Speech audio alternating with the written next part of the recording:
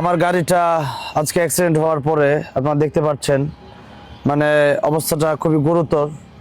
এমন একটি সিচুয়েশনে আসলে বেঁচে আসাটাই খুব কঠিন ছিল।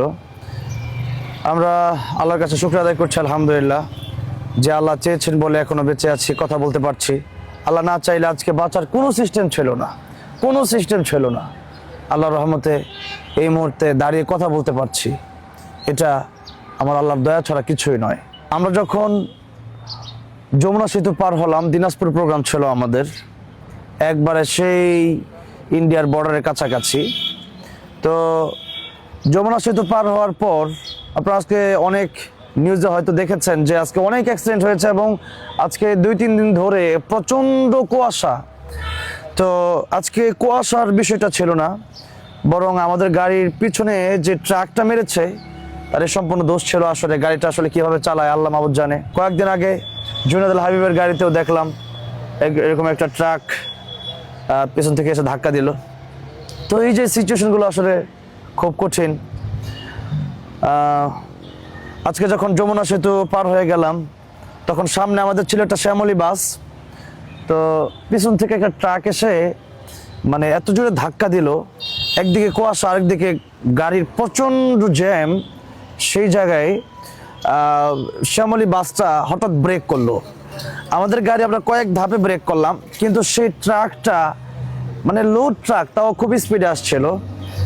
স্পিডে এসে আমাদের গাড়িটা এভাবে এমন জোরে এক ধাক্কা দিল।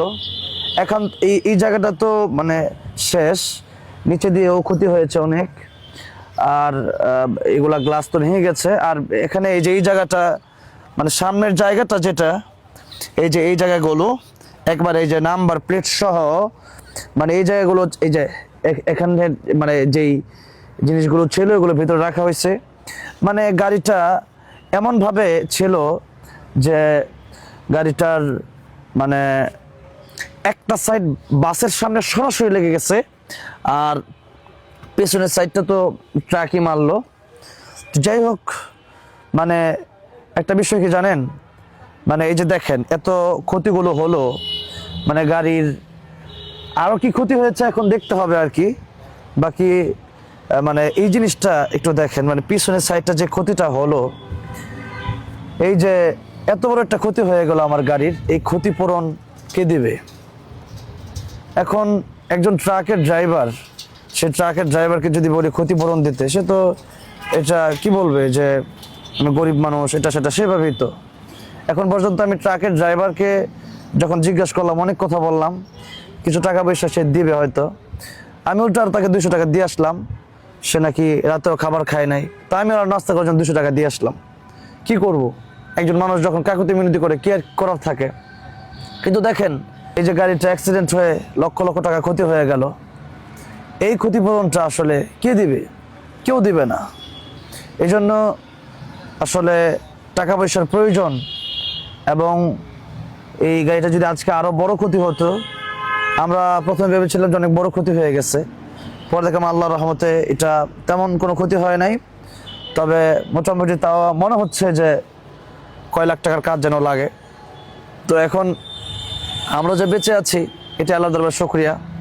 বাকি সবাইকে বলবো যারা প্রাইভেট কারে থাকেন তারা এই ট্রাকগুলো থেকে খুব সাবধানে থাকার চেষ্টা করবেন। এবং বর্তমানে এই কুয়াশার কারণে কিন্তু প্রচণ্ড অ্যাক্সিডেন্ট হচ্ছে। তো এই কুয়াশার সময়টাতে আপনারা খুব সাবধানতা অবলম্বন করবেন। এবং আমরা আসলে আমাদের সুখটা মানুষ দেখে, আমাদের দুঃখটা অনেক সময় অনেকেই দেখার চেষ্টা করে না। তো আপনারা দেখেন আর না দেখেন সেটা বিষয় নয়, আল্লাহ রাব্বুল আলামিন আসলে অনেক ভালো রেখেছেন। কিন্তু মানে রাস্তাঘাটে আজকে যদি মরে যেতাম তাহলে হয়তো শেষ ছিল আজকের জীবন। তো সেই জন্য আসলে কি বলবো, বলার কিছুই নেই। দেখানোর উদ্দেশ্য হলো যে সারা রাত নির্ঘুম, এরপরে আবার এখন এই গাড়িটা নিয়ে আমার ঢাকা আসতে হলো। এরপর আবার এই গাড়িটা হয়তো কয়েকদিন গ্যারেজ থাকে আল্লাহ মাহবুব জানে, আবার একটা গাড়ি নিয়ে আবার ভাড়া নিয়ে আবার হয়তো চলতে হবে দেশের বিভিন্ন দিগন্তে, বিভিন্ন প্রান্তে। তো সেই জন্য মানে আমাদের প্রোগ্রামগুলো করাটা অনেক কষ্টের ব্যাপার। যদিও আমি এখন প্রোগ্রামের চাপটা একটু কমিয়ে দিয়েছি, তারপরেও দেখা গেছে যে অনেক সময় একটা প্রোগ্রামে যাওয়াটা বা সেখান থেকে আসাটা এমন কষ্ট হয়ে যায়, সেটা সারা সারা বছর সব প্রোগ্রাম মিলেও সে কষ্ট হয় না। তো যাই হোক, আজকে কয়েকদিন ধরে গাড়ি ঠিকমতো চালানো যায় না, রাস্তার ব্যাপার স্যাপার অল টাইম সফর থাকতো, যে সফর থাকলে আল্লাহ নামাজ পর্যন্ত মানে কসর করে দিয়েছেন। সেই জন্য আমাদের জন্য সবসময় দোয়া করবেন আপনারা, এবং আমরা যেন দিনের খেদমত বেশি বেশি করতে পারি এবং এই কষ্টগুলো যেন আল্লাহর জন্য করতে পারি। আল্লাহ সেই তৌফিক দান করেন, আমিন।